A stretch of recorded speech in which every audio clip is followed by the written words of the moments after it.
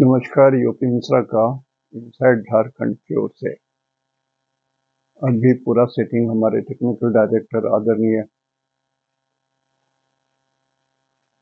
ज्ञानेश पाठक जी ने ही किया है। मैं तो थक गया हूँ, तो 14 दिन की थी।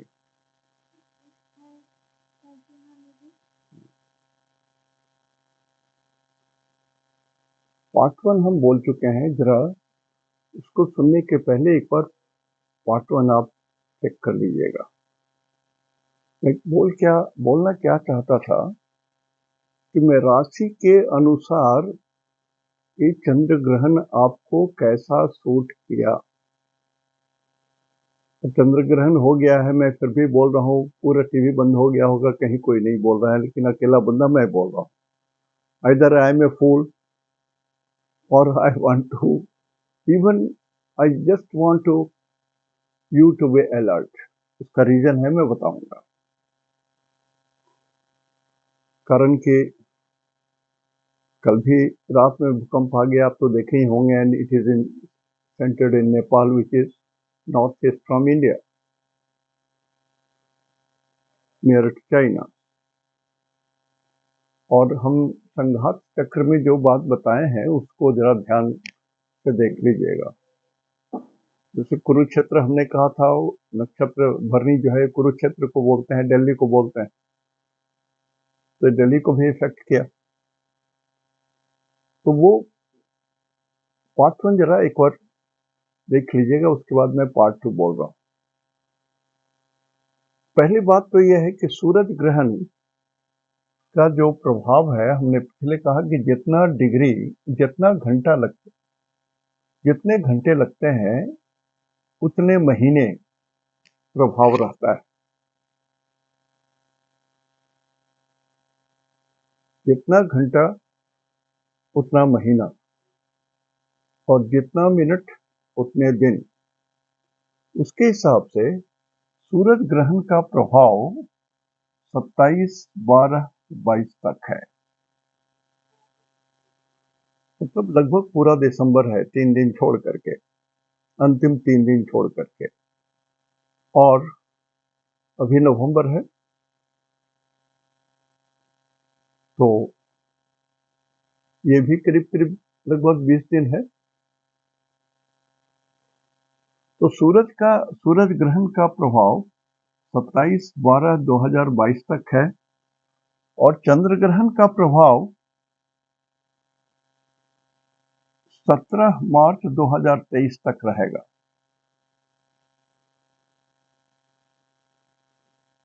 17 मार्च 2023 तक रहेगा।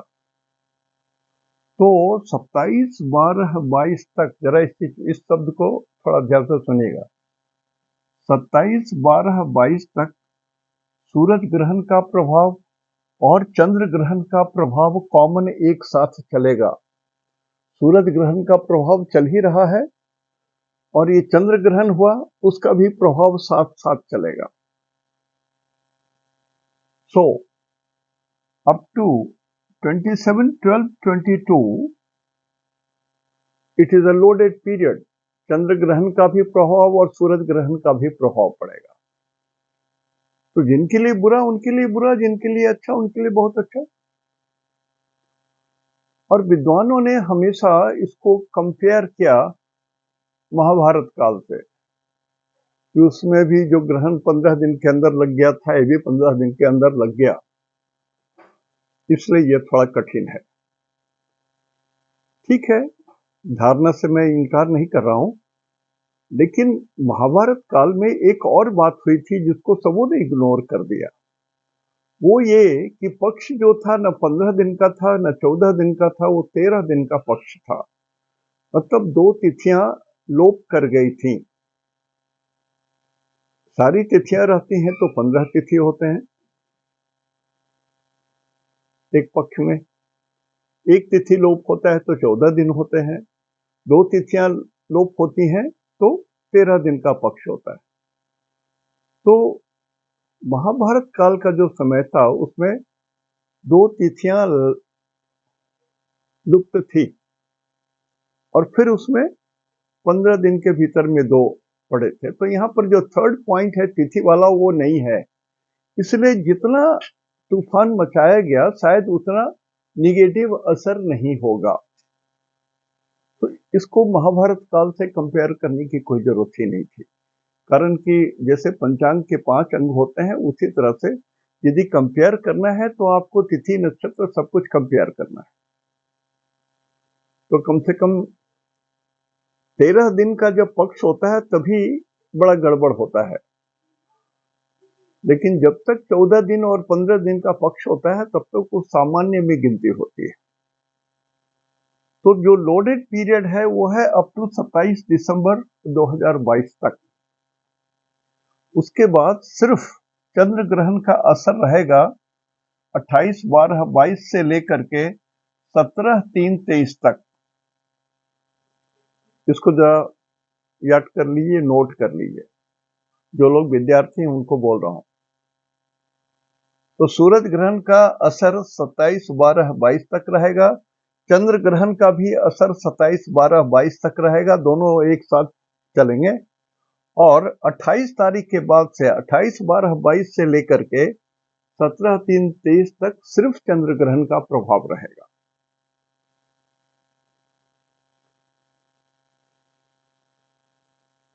बराबर बोला हूं। देखिए इतना हो हल्ला हुआ लेकिन लोगों ने ये कभी नहीं कहा कि एक चंद्र ग्रहण हमेशा 18 वर्ष 11 महीना 7 घंटे और 43 मिनट के बाद जरूर रिपीट करता है। ऋषियों ने इतना हैंडी करके हिसाब करके हम लोगों को दे दिया कि हम लोग को अपना माथा फोड़ने की कोई जरूरत नहीं पड़ती है। तो बहुत डरने की बात नहीं है, महाभारत कालीन समस्या नहीं है। इसलिए जो हम लोग सोच रहे हैं कि थर्ड वर्ल्ड वॉर हो जाएगा, ये होगा वो होगा, हमको समझ में नहीं आता है। लेकिन समहाउ और अदर हमने जो एक शब्द कहा था कि कछुए और खरगोश की रेस में कछुआ जीत गया था, खरगोश हार गया था। और ये रूस और क्रेमलिन ये जो झंझट चल रहा है जेलेंस्की साहब का, इसमें कछुआ की जीत होनी चाहिए, दिखती यही है। अब सारे के सारे लोग सिर्फ युद्ध युद्ध युद्ध युद्ध युद्ध, परमाणु युद्ध, ये वो उसकी बात बोलते हैं। अरे 4 आदमी भी तो कम से बोलो कि ठंडा ठंडा ठंडा युद्ध नहीं हो। आपके पास ये है तो हमारे पास ये है, आपके पास ये है तो मेरे पास इतना बड़ा है। क्या साहब, सारी सृष्टि मर जाएगी तो तुम अकेले क्या करोगे जी करके।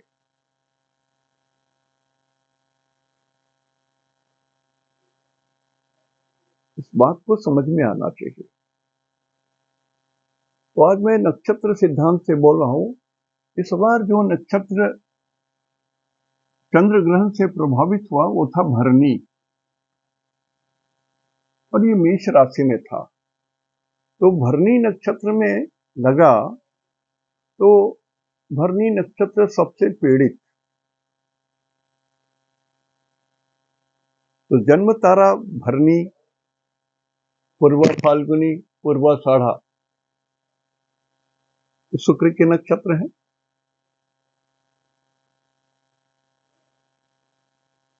3 नक्षत्र होते हैं आकाश में, एक ग्रह के 3 नक्षत्र होते हैं। तो शुक्र के 3 नक्षत्र भरणी, पूर्वाषाढ़ा, पूर्वा फाल्गुनी, ये 3 नक्षत्र हैं, ये जन्म तारा में आते हैं। तो भरणी पीड़ित है तो जन्म तारा वाले पूर्वा फाल्गुनी पूर्वाषाढ़ा नक्षत्र भी पीड़ित होगा, समझ लीजिए आप। और मैं एक चीज चाहता था कि राशि के अनुसार से आपका शुभ और अशुभ था। तो यदि मैं ये बोलूं कि नक्षत्र के हिसाब से भी यदि आपका अशुभ है, राशि के हिसाब से भी यदि आपका अशुभ है, तभी आप घबराएं। राशि के हिसाब से अशुभ है, नक्षत्र के हिसाब से शुभ है, तो it will be a neutral, और शुभ ज्यादा हो सकता है। यदि नक्षत्र के हिसाब से अशुभ है और राशि के हिसाब से शुभ है, तब भी घबराने की बात नहीं है, तब भी या तो न्यूट्रल होगा या तो शुभ होगा। इसलिए हम पहले राशि के हिसाब से बता चुके हैं, आज हम नक्षत्र के हिसाब से बता रहे हैं। तो शुक्र के नक्षत्र में जिनका जन्म है, शुक्र के नक्षत्र 3 नक्षत्र होते हैं, भरनी, पूर्वा फाल्गुनी, पूर्वाषाढ़ा। थोड़ा आप अपने शरीर की हिफाजत करें, और शरीर के अंदर शुक्र जो है सबसे ज्यादा इंपॉर्टेंट होता है ग्लैंड्स के लिए। शरीर के अंदर में जितने ग्लैंड्स हैं, कहीं भी शुक्र इसको कंट्रोल करते हैं। तो जिन लोगों के ग्लैंड्स में प्रॉब्लम है, तो 27 तक देखिए थोड़ी समस्या ज्यादा है। सूरज ग्रहण और चंद्र ग्रहण दोनों का प्रभाव एक साथ मिलेगा आपको, और फिर 28/12 से लेकर के 17/3/23 तक चंद्रमा का प्रभाव पड़ेगा। तो शरीर की तो रक्षा करें।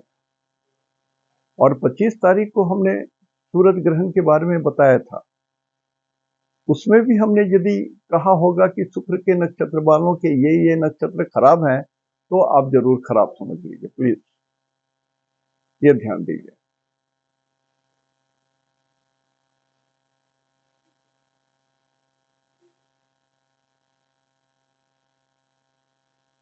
केतु के 3 नक्षत्र संपत तारा में पड़ेंगे। केतु के 3 नक्षत्र होते हैं अश्विनी, मघा, मूल। अश्विनी, मघा, मूल, ये केतु के 3 नक्षत्र होते हैं, और ये संपत तारा में पड़ रहे हैं आपके। तो राशि के हिसाब से देखिए, अश्विनी मेष में पड़ेंगे, मघा सिंह में पड़ेंगे, और मूल 9 में शायद पड़े। देख लीजिएगा, मैं तो कुछ देख के नहीं बात कर रहा हूं, गलतियां होनी तो नहीं चाहिए, लेकिन आप देख लीजिएगा। तो शुक्र के 3 नक्षत्र वाले शरीर की रक्षा करें। केतु के 3 नक्षत्र वाले आपके लिए ये ग्रहण शुभ है, ये ग्रहण शुभ है। तो केतु किस नक्षत्र को इंडिकेट करेगा, थोड़ा मैं बता रहा हूं आपको।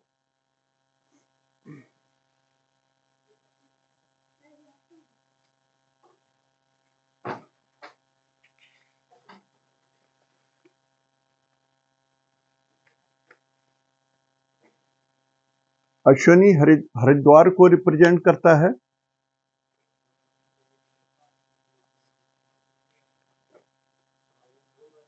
और मघा बंगाल को रिप्रेजेंट करते हैं, और मूल उज्जैन को रिप्रेजेंट करते हैं। तो केतु के 3 नक्षत्र वाले यदि इन सब क्षेत्रों में हैं, तो समझिए आपको कुछ ज्यादा ही बेनिफिट मिलेगा। You are lucky.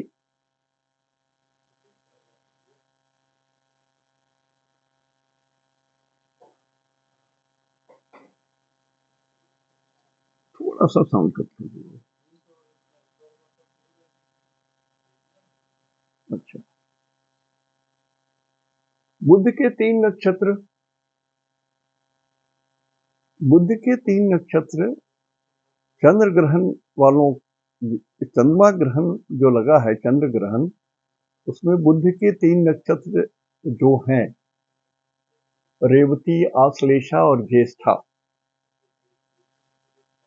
इनके लिए ये डेंजरस जोन में पड़ गया। तो ये तीनों नक्षत्र, रेवती जैसे मीन में है, आश्लेषा कर्क में है, तो यदि मैंने कहा होगा कि मीन वालों के लिए सही है, शुभ है, और कर्क राशि वालों के लिए शुभ है, लेकिन यहां पर नक्षत्र के हिसाब से ये विपद तारा में पड़ जा रहा है। तो देख लीजिए, अंदाजा लगा लीजिए। तो नक्षत्र का प्रभाव कुछ ज्यादा होता है राशि से। नक्षत्र का प्रभाव ज्यादा होता है राशि में। तो 3 नक्षत्र ढुक जाते हैं, लेकिन नक्षत्र तो अकेला एक ही नक्षत्र रहता है। It is more pin pointed.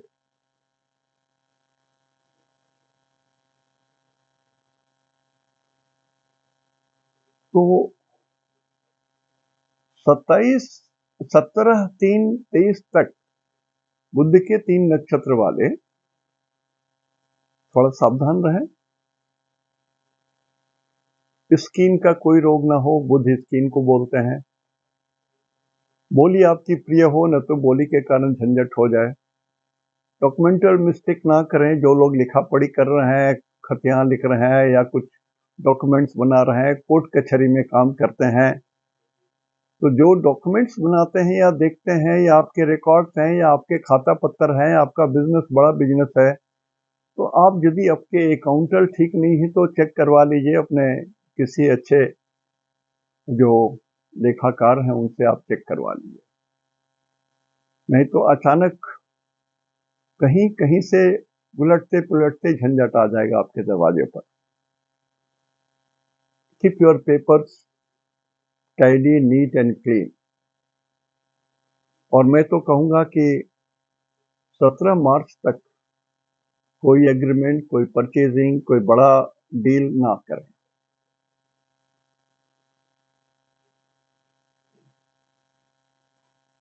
Shani के 3 नक्षत्र आपके लिए ये चंद्र ग्रहण शुभ है।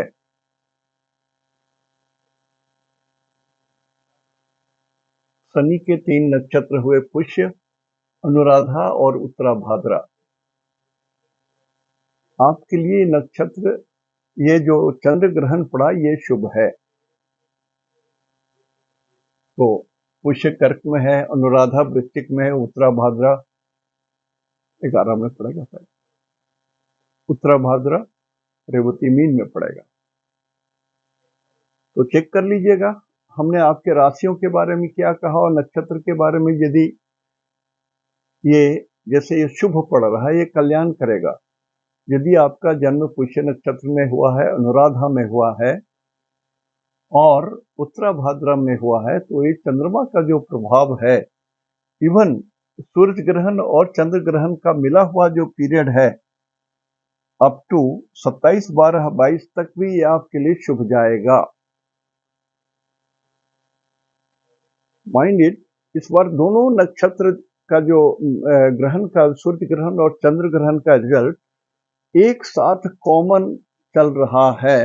कब तक? 27/12/22 तक। मैं इसको 2-3 बार रिपीट इसलिए कर रहा हूं कि इसको प्रधानता दें आप। 27/12/22 तक सूरज ग्रहण का भी रिजल्ट चल रहा है और इसी में चंद्र ग्रहण का भी रिजल्ट चल रहा है। तो ये पीरियड थोड़ा ज्यादा गड़बड़ है।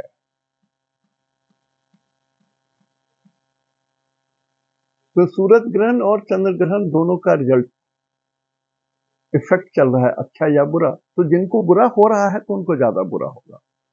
जिनको हमने अच्छा कहा है राशि के हिसाब से भी और नक्षत्र के हिसाब से, उनका बहुत बढ़िया है। उसके बाद गुरु के 3 नक्षत्र हैं, पुनर्वसु, विशाखा और पूर्वा भाद्रा। ये प्रत्यारी तारा में आ रहा है, एनिमी जोन में आ रहे हैं। ये नक्षत्र शुभ नहीं है। तो देख लीजिए जिनके लिए राशि के हिसाब से मैंने सही कहा होगा, तो ये आइदर न्यूट्रल हो गए या थोड़ा बहुत नुकसान करेंगे, ज्यादा नुकसान नहीं करेंगे, इसलिए कि गुरु का ही खुद नक्षत्र है। इस बार इस चंद्रमा से ये 12 में गुरु हैं, यहां पर द्वि द्वादश है। तो गुरु बहुत शुभ नहीं है ग्रहण के लिए।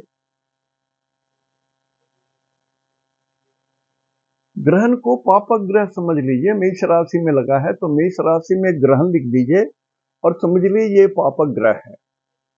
तो पापक ग्रह से द्वादश भाव में गुरु आ गए, 12 नंबर में अभी भी गुरु हैं, अप्रैल में चेंज होंगे। तो अप्रैल के बाद गुरु अपना रिजल्ट दें, जैसा भी दें, कारण कि तब तक न तो चंद्र ग्रहण का प्रभाव अप्रैल तक जाएगा, न सूर्य ग्रहण का प्रभाव अप्रैल तक जा रहा है।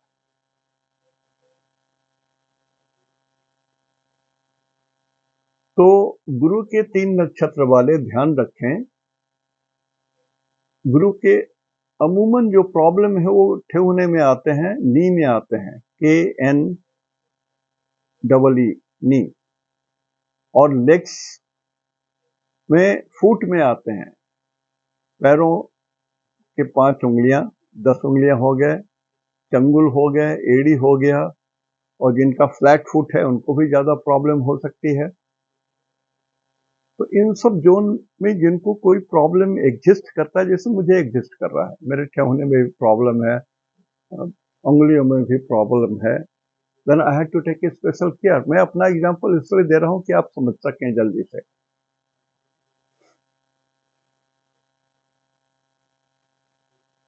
राहु के 3 नक्षत्र, राहु के 3 नक्षत्र आद्रा, स्वाति, शतभिषा, इसमें जिनका जन्म है, आपके लिए चंद्र ग्रहण बहुत बढ़िया गया और इसके रिजल्ट आपको अच्छे मिलेंगे अप टू 17/3/2023 तक। कारण कि 27/12/22 के बाद से चंद्र ग्रहण का अपना रिजल्ट सिर्फ मिलेगा, सूरज ग्रहण का नहीं मिलेगा, और ये आपको बढ़िया होगा। तो राहु अभी जिनके लिए शुभ है, कुंडली में दशा अंतरदशा से या नक्षत्र सिद्धांत से आपकी कुंडली में यदि राहु अच्छे हैं, जैसे भी अच्छे हो, यदि अच्छे हैं तो आपके लिए कुछ बड़ी घटना 17/3/2023 तक जरूर हो जाएगी, जरूर तो जरूर। कारण कि ये आपके लिए साधक तारा में पड़ रहे हैं, सक्सेस जोन में पड़ रहे हैं,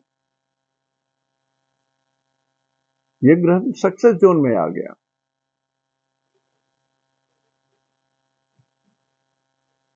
मंगल के 3 नक्षत्र मृगशिरा, चित्रा और धनिष्ठा, मंगल के 3 नक्षत्र मृगशिरा, चित्रा और धनिष्ठा, ये आपके वध तारा में आ गए, डेथ जोन में आ गए। तो जिनको कुछ प्रॉब्लम है मसल से रिलेटेड, ब्लड से रिलेटेड,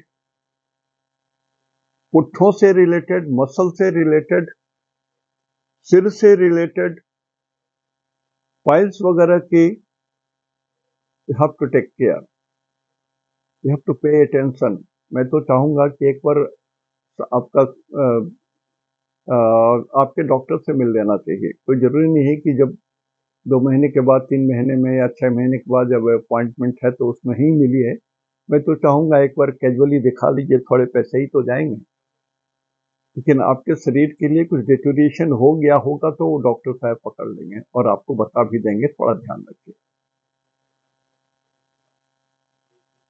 तो जिनका हेमोग्लोबिन कम है, जिनके बोन मैरो में प्रॉब्लम है, स्किन में प्रॉब्लम है, इवन जिनको क्रोध बहुत आता है, जिनको भाइयों से अदावत है, जिनको केस चल रहा है, किसी भी तरह का लीगल मैटर चल रहा है, तो समय आपको सावधान रहने की ही है, झंझट बढ़ जाएगा। एक शब्द आपने गलत उच्चारण किया, मुश्किल है, कहीं भी आप अपना तेवर दिखा दिया, गुस्सा दिखला दिया, अपना अभिमान दिखा दिया, झंझट में पड़ जाओगे आप।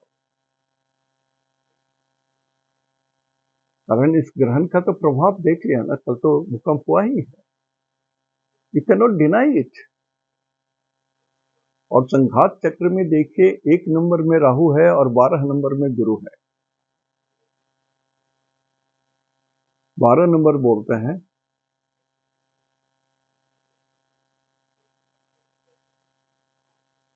आपके नॉर्थ वेस्ट को और नॉर्थ ईस्ट को बोलते हैं, एक भी ईस्ट को बोलते हैं। तो भारतवर्ष का मध्य प्रदेश या भोपाल को आप सेंटर मान करके नेपाल की स्थिति देख लीजिए किधर पड़ते हैं, कुछ तो हुआ।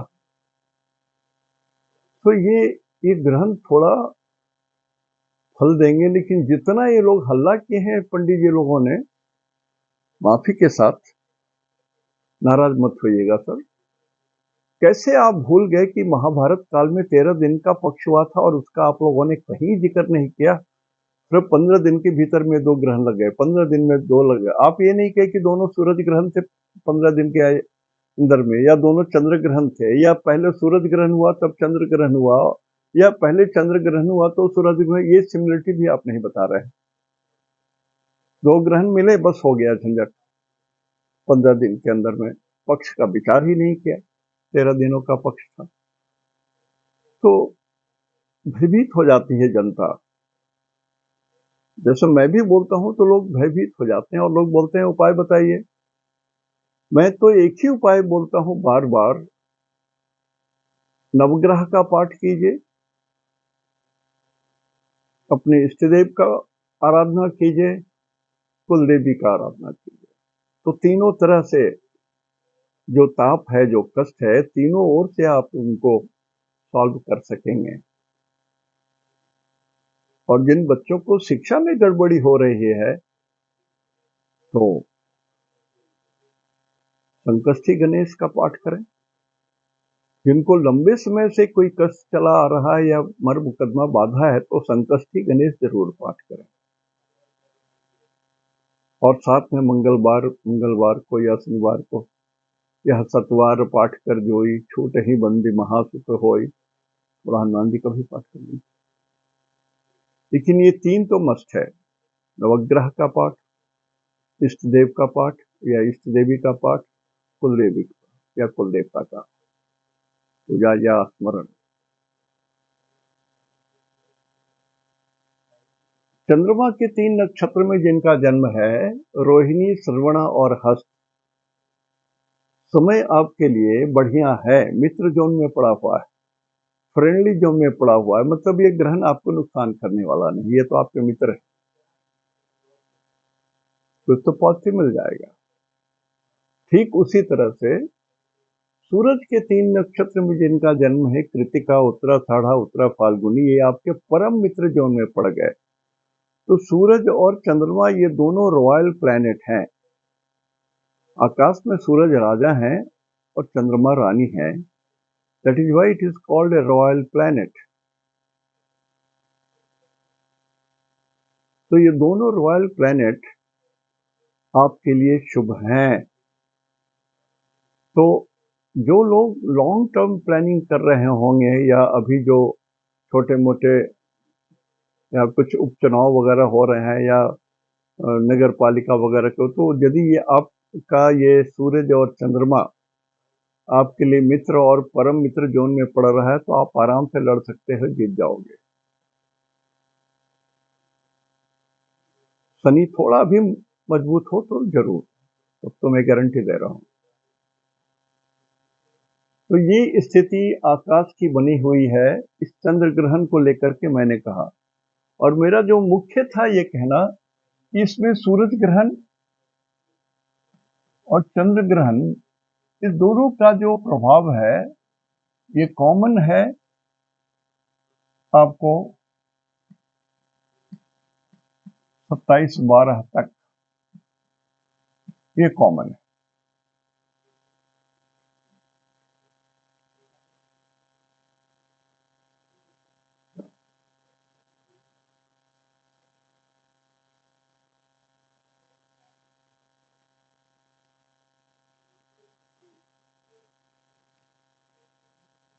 फिर 27/12 से लेकर के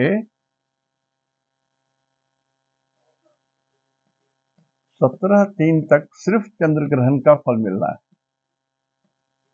यहाँ पर तो सूरज और चंद्रमा, सूर्य ग्रहण चंद्र ग्रहण का यहाँ तक मिलेगा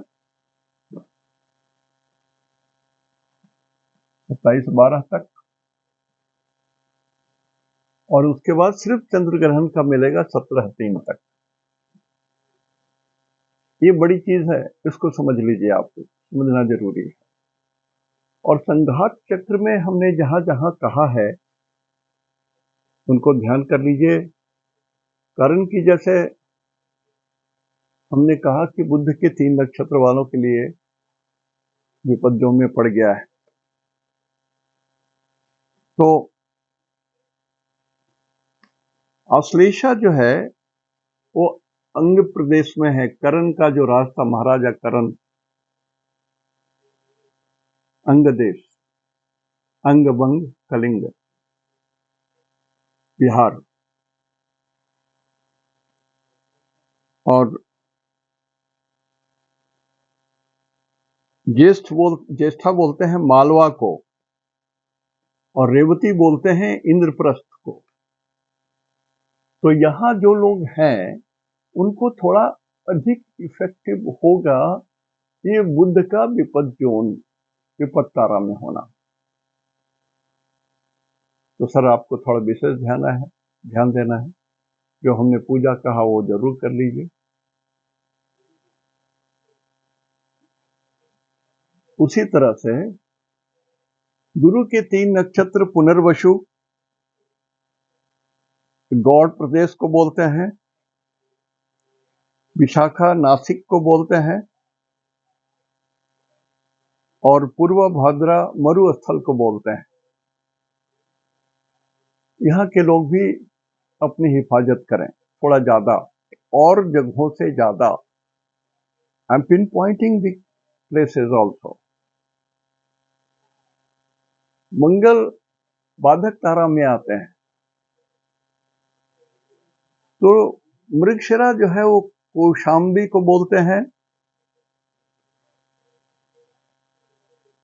चित्रा पुराना जगह है, मैं नहीं जानता, दरदुर नाम है इसका, उस प्रदेश को बोलते हैं, और धनिष्ठा बॉर्डर्स एरिया को बोलते हैं, सीमांत प्रदेश। जो दूसरे राष्ट्र से हमारी सीमाएं लगती हैं वहां पर जो लोग हैं उनके लिए ये मंगल बद्ध तारा में पड़ते हैं। आप अपना, यदि आप बीमार पड़ते हैं तो देख लीजिए, आपके पास नजदीक में डॉक्टर हैं या बॉर्डर में रहते हैं, तभी मैं बोल रहा हूँ, ये देख लीजिएगा। तो इतने प्रदेश के लोग थोड़ा ध्यान ज्यादा रखें। और उत्तराषाढ़ा भी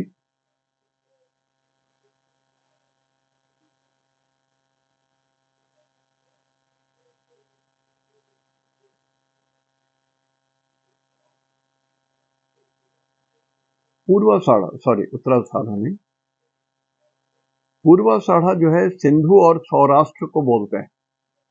यहाँ के लोगों को भी जिनका जन्म शुक्र के 3 नक्षत्र में हुआ है, और आप यदि सिंधु या सौराष्ट्र में हैं तो थोड़ा आपको ज्यादा प्रभाव होगा। जैसे हम लोग बोलते हैं ना कि भूकंप आएगा तो इस जोन में आएगा, तो उसी तरह से ये लोकेशन भी हम आपको बता रहे हैं, थोड़ा ध्यान रखिए। तो मैंने आज समय इसलिए निकाल करके आपसे बातचीत किया कि मैं 2 बातें खास बताना चाहता था। एक तो ग्रहण, सूरज ग्रहण और चंद्र ग्रहण एक साथ कॉन्करेंट रन कर रहे हैं अप टू 27/12। उसके बाद चंद्र ग्रहण का फल अकेला मिलेगा अप टू 17/3। एक बात। दूसरा बात, महाभारत कालीन ये समस्या नहीं है, कारण कि इसमें एक फैक्टर नहीं। ठीक है, महाभारत काल में सूरज ग्रहण और चंद्र ग्रहण 15 दिन के अंदर नहीं लग गए थे, जो इस बार भी लगा, लेकिन तिथि लोप हो गए थे।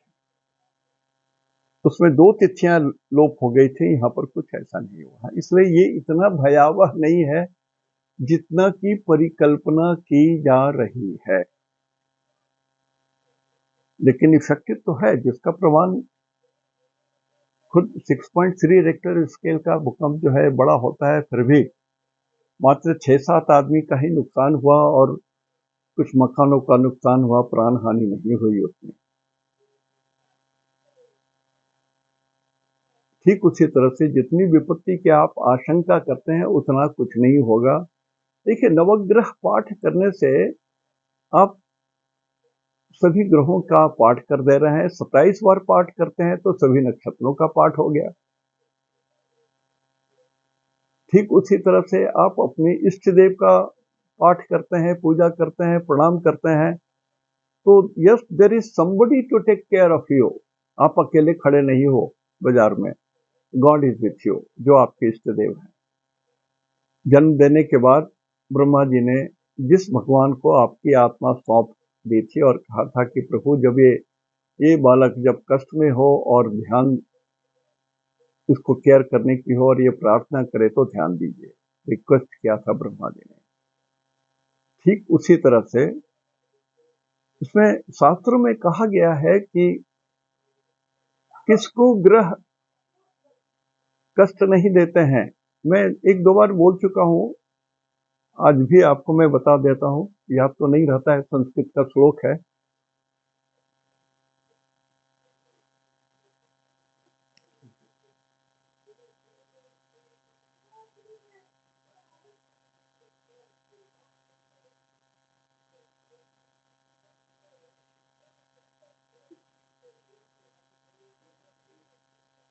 ये कहा गया है कि जो व्यक्ति हिंसा नहीं चाहता, अहिंसकस्य दान्तस्य धर्माजित धनस्य च सर्वदा नियमस्तस्य सदा सानुग्रहा ग्रहा। संस्कृत में ढंग से नहीं बोल पा रहा हूं। जो व्यक्ति कभी हिंसा नहीं करता, जो संयम से रहता है, अपने आचरण पर कंट्रोल रखता है, धर्म मार्ग से धन का आगमन उनके पास कभी गलत तरीके से नहीं होता। सीधे शब्द में, जो काला धन नहीं रखते हैं और घूस वगैरह वगैरह नहीं लेते हैं, और शास्त्र के अनुसार जो उपदेश दिया हुआ है उसके अनुसार हमारा दिनचर्या रहता है, तो उनको ग्रह कष्ट नहीं देते। उनको ग्रह कष्ट नहीं देते, ये बिल्कुल ये सत्य है। मैं उसी को दूसरे ढंग से बोल रहा हूं कि धर्म के हिसाब से चलिए, नवग्रह का पाठ कीजिए। नवग्रह ही तो है। 10वें ग्रह वगैरह जो नेपच्यून वगैरह की बात है, वो इसमें इस जातक में नहीं आता है, तो कष्ट नहीं होगा। खास करके आप अपने बाल बच्चों का ध्यान जरूर रखिए।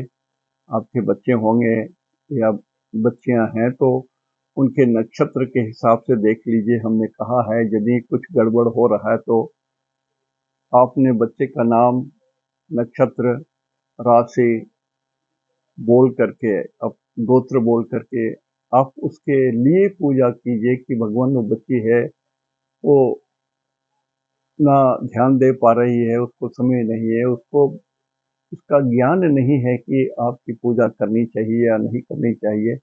मैं ही उसके प्रति, उसके तरफ से पूजा कर रहा हूँ। मेरे आग्रह को आप स्वीकार करें, मेरी प्रार्थना को स्वीकार करें, मेरे बाल बच्चों की रक्षा करें। आप अपना करेंगे सो अलग, ऐसा नहीं कि एक ही में सब हो गया।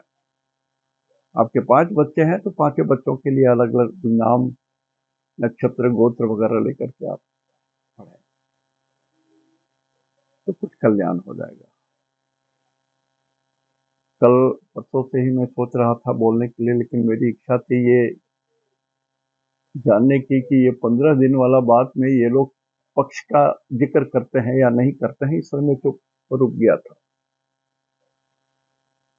तो ताकि यदि वो लोग बोलते हैं तो ठीक है, उनकी बात मान लीजिए। यदि वो लोग पक्ष की बात नहीं बोलते हैं कि 13 दिन का पक्ष था और उसके बाद भयभीत की बात होती है, तो भय मत कीजिए। ईश्वर को साथ रखें, सदा सर्वदा कल्याण होगा। स्वास्थ्य मेरा अभी भी उतना पूर्णतः ठीक नहीं हुआ है, लेकिन जिनकी कुंडली अभी भी 3 महीने से देर हो गई, प्लीज उनको फोन कीजिए, 10 बजे के आसपास फोन कीजिए। छूट ना जाए इसका डर है। मैं तो कोशिश कर रहा हूँ, जैसे कल परसों 2-3 दिन हमने उसी अनुरूप से कुंडली का एनालिसिस करके उनको हमने कह दिया, लेकिन चूंकि स्वास्थ्य गड़बड़ था तो इतना ज्यादा पाइलअप हो गया है विदेशों से भी कि तत्काल में सेवा करने के हिसाब में नहीं हूं कि आज आप कुंडली हमको लिखा दीजिए तो कल मैं आपको सेवा कर सकूंगा, ऐसा नहीं है। कम से कम 2 महीना लग जाता है। और यदि मैं पूर्णतः ठीक हो जाऊंगा तो 2-3 एक दिन में निकालूंगा, कोशिश करूंगा। पता क्या है कि अयाचित मेहमान जो यहाँ के हैं वो जबरदस्ती ढुक जाते हैं घर में, और सभी लोग इतने मर्यादित नहीं होते हैं कि अपॉइंटमेंट लेकर के आए। वो सबसे ज्यादा बाधा हो जाता है दिमाग को। You have got your own programme way of, कारण कि यदि आपके यहाँ कोई आगंतुक आ गए तो मुश्किल है, लेकिन कोई अतिथि आ जाए तब भी दिक्कत है। लेकिन 100 तिथि यदि कोई आते हैं तिथि के साथ अपॉइंटमेंट लेकर के तो आनंद है, कोई दिक्कत नहीं है। यथावत मेरी सेवा रहेगी। मैं हूँ, लगता है कि मैं धीरे धीरे स्वस्थ हो रहा हूँ। आंखों में जो प्रॉब्लम थी उसमें भी थोड़ा इम्प्रूवमेंट हुआ है। अंगूठे का घाव ठीक हो गया। नी का जो प्रॉब्लम है, चलने फिरने वाली जो बात है, उसमें थोड़ी कमी अभी भी है। दाहिना पैर का घुटना सपोर्ट नहीं कर रहा है और अन्य मनस्क होकर के मैं चलने के लायक नहीं हूँ। तो जितनी सेवा है मैं जरूर करूंगा। जिनकी भी कुंडली मेरे पास पड़ी हुई है जरूर देखूंगा, जरूर देखूंगा, जरूर देखूंगा। और कोई हड़बड़ नहीं करूंगा। जो देखूंगा सत्य देखूंगा, जो ईश्वर की भाषा है उसको पूर्णतः सत्यता के साथ अनुवादित करके आपको बताऊंगा। जैसे मेरी परंपरा है, पहले ईश्वर की जितनी बातें हैं जो आपके लिए लिखे हैं जन्म से लेकर मृत्यु तक, वो बात मैं पहले बता देता हूँ। और नेक्स्ट आपका क्वेश्चन आंसर सेशन रहता है। आप जो चाहें, जितना प्रश्न चाहें पूछ लीजिए, मैं सेवा कर पाऊंगा। आज यहीं तक। इति शुभम, तेहम दो निनाग्य जोहार।